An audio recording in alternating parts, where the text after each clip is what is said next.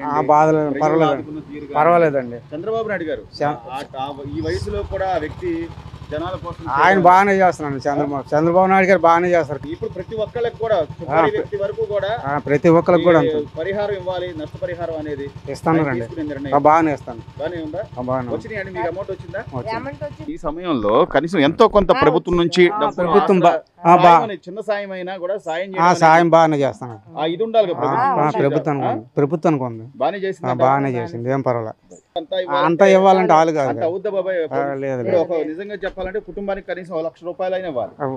నిజంగా పోయిన వాటి అన్నింటినీ చూసుకుంటే అన్ని భరించాలంటే ప్రభుత్వం మళ్ళీ ఇచ్చిన దగ్గర నుంచి మళ్ళీ జనాల దగ్గరే వసూలు చేయాలి. గత ప్రభుత్వం చూసారుగా 10,000 అని చెప్పి మళ్ళీ మన మీదగా భారం వేసేది. అప్పుడు ఎట్లుండేది బాబాయ్ గతంలో? మరీ దారుణంగా ఉండేది.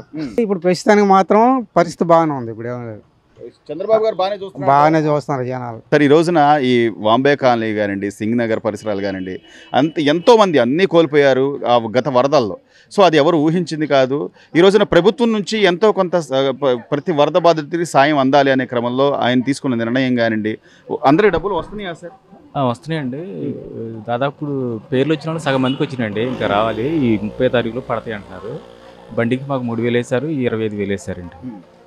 సో అందరికి అందిందండి. ప్రభుత్వం నుంచి ఈ తరహా ఆలోచన చేయడం కూడా సార్, ఈ రోజున మనం నిజానికి చాలా అప్పుల్లో ఉన్నాం, ఆర్థికంగా ఇబ్బందుల్లో ఉన్నాం. గత 5 ఏళ్ల పరిపాలన చూశారు. ఈ టైంలో చంద్రబాబు నాయుడు గారు కాదు, ఎవరైతే నష్టపోయారో వాళ్ళందరికీ మనం ఎంతో కొంత ఆసరాగా ఉండాలి అని తీసుకున్న నిర్ణయాన్ని ఎలా చూడాలంటారు? మంచి నిర్ణయం అండి. శానిటేషన్ కానీ అంతా బాగుందండి. ఫుడ్ కానీ లేకపోతే పాల ప్యాకెట్లు కానీ దాదాపు బాగా చేశారు. అంతా ఆ టైంలో ప్రభుత్వం ఆదుకున్న తీరు అయితే బాగుందండి. బాగా చేశారు. చంద్రబాబు నాయుడు గారు సార్ ఇటువైపు వచ్చారండి. హెచ్ బ్లాక్ వైపు వచ్చారండి. సో బాగానే ఉందంటారు. ప్రభుత్వం ఎలా ఉందంటారు సార్? ప్రభుత్వం ఆలోచనలు కానీ ప్రభుత్వ తీరు కానీ అంతా బాగుందండి. అయితే త్వరగా చేశారు. అంత నిర్ణయాలు మాత్రం శానిటేషన్ కానీ బాగా చేశారు. మళ్ళీ అసలు మరోసారి ఇటువైపు మళ్ళీ ఆ గండి పట్టం కానీ అట్లాంటి జరగకుండా చేయాలి. ప్రాతిపదికన అక్కడ నిమ్మల రామానాయుడు గారు చేశారండి. మంత్రి గారు అక్కడే ఉండి చేశారు. అంతా బాగా చేశారు. ఆయన చూసామండి. చూసాం టీవీలో ఫోన్లో చూసామండి. టీవీలో చూడలేదు. కానీ ఇలాంటి నాయకులే కదా కావాలి. అంటే ప్రభుత్వానికి ప్రజలకు ఎప్పుడు ఇబ్బందులు వస్తే అప్పుడు మేము అండగా ఉంటాం అనే నాయకులే కదా కావాలి. అవునండి. ఎలా ఉందంటారు ఓవరాల్ గా చూస్తే? ఇప్పుడు ప్రభుత్వం ఎలా ఉందంటారు ఒక మాటలో? గతంతో పోలిస్తే ఇప్పుడు బాగుందండి.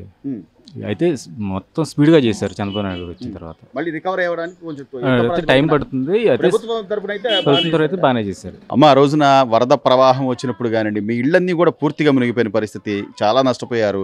కానీ ప్రభుత్వం కనీసం ఎంతో కొంత ప్రభుత్వం మన తరపు నుంచి సాయం చేయాలని చెప్పి ఈ రోజున చంద్రబాబు నాయుడు గారు తీసుకున్న నిర్ణయం కానివ్వండి, ప్రతి ఒక్కరికి డబ్బులు అయితే వచ్చినాయి. అమ్మ, వరద సాయం అందిందంటారు. చంద్రబాబు నాయుడు గారు అయితే బాగానే ఆయన చేశారు. ఆయన చేయలేదని మేము అంటలేదండి.